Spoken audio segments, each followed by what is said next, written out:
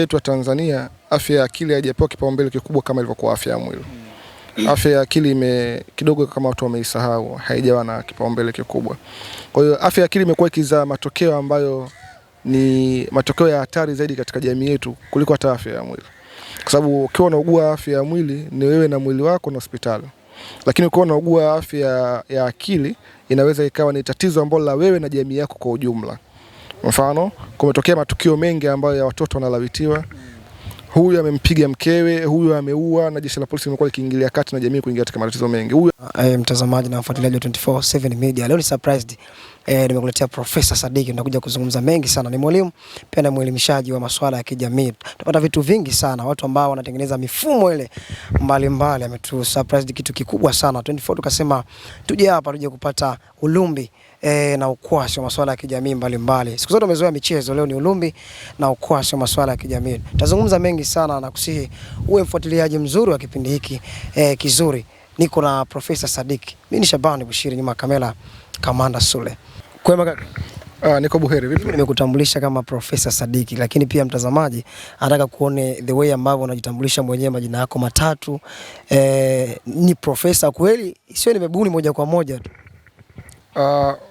Kwa jina naitwa Sadik Ismail Selewani. Profesa ni nini? Yaani kuna vitu ambavyo viko mbele ya muda zaidi. Alafu maarifa sio kitu ambacho ni cha darasani.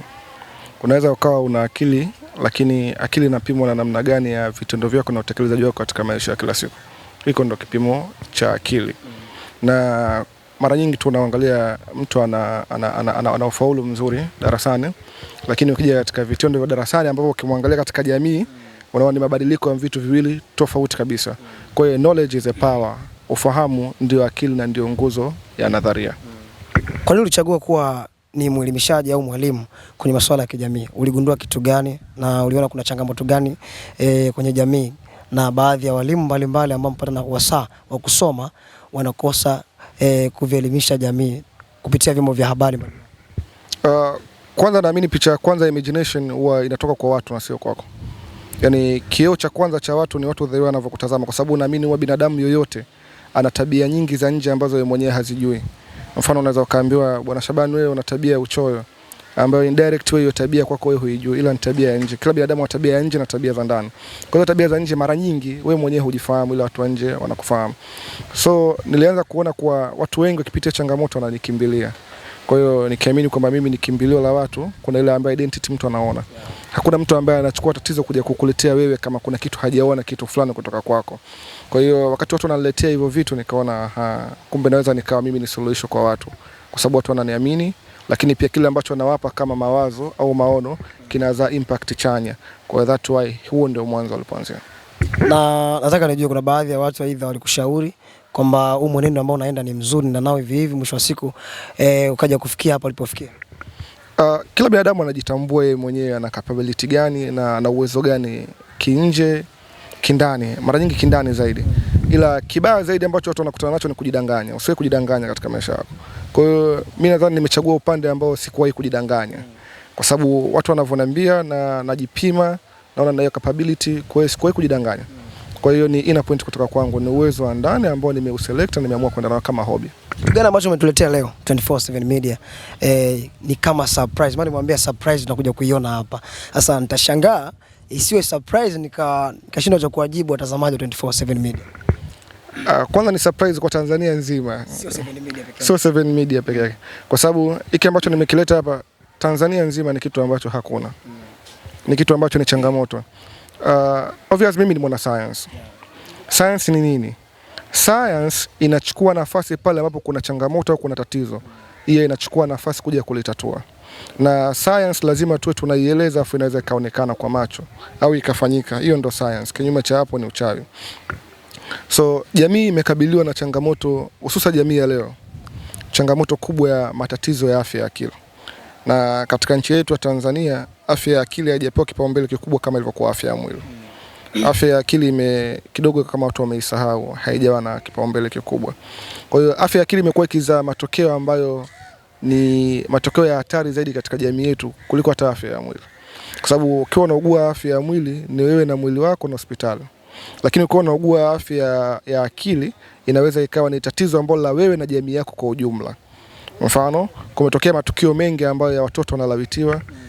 Huyu amempiga mkewe, huyu ameua, na jeshi la polisi limekuwa likiingilia kati na jamii kuingia katika matatizo mengi. Huyu amejinyonga, ni matukio ambayo nadharia ambayo kila siku katika maisha huwa ni vitu ambavyo vinatokea. So katika situation kama hiyo, science inachukua nafasi.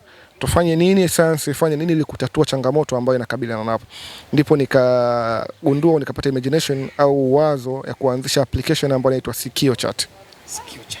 Ndio. Lakini nini? Kila kiungo katika mwili huwa kina kazi yake. Mdomo kuongea, sikio kukusikiliza. Watu wengi wanakosa sikio.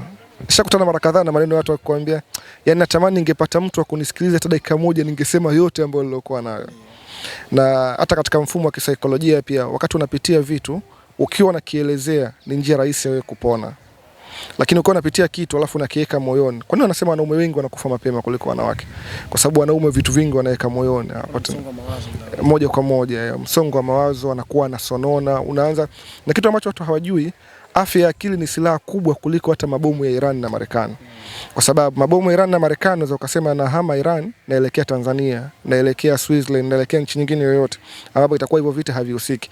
Lakini changamoto ya afya ya akili ni silaha hatari zaidi kwa sababu inakutafuna ndani kwa ndani popote unapoenda. Utaanza kujichukia mwenyewe, huli kwa wakati, utaki kujiweka msafi, utooga tena. Mwisho wa siku sasa utaona wewe hufai kuishi katika dunia. Na nini kinachotokea? Mawili. Aidha ujizuru wewe mwenyewe au uzuru mwingine. Unaona changamoto ilivyokuwa kubwa kuliko hata mabomu. Kwa hilo ni tatizo kubwa zaidi. Kama tatizo kubwa zaidi, ni tatizo ambalo linahitaji ukimbilizi wa haraka zaidi katika kulitatua. Ndio Sikio Chat inatoa sikio la kumsikiliza na kumsaidia katika njia na mifumo ya kitaalamu zaidi. Ni uliamua kuandaa mfumo wa application ya Sikio Chat na moja kwa moja ukaona ihusishe kwa jamii. Jamii ndio wahanga.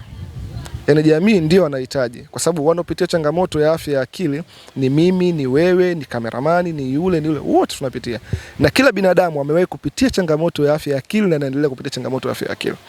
Iko hivyo. Kwa hiyo jamii ndio wahitaji, ndio maana nimewapelekea jamii kama walaji. Nadhani kuna baadhi ya vitu walikuwa wanakosa jamii kabla wewe ya kuleta application ya Sikio Chat. Ndio, jamii haipati usaidizi wa moja kwa moja ya afya ya akili masaa 24.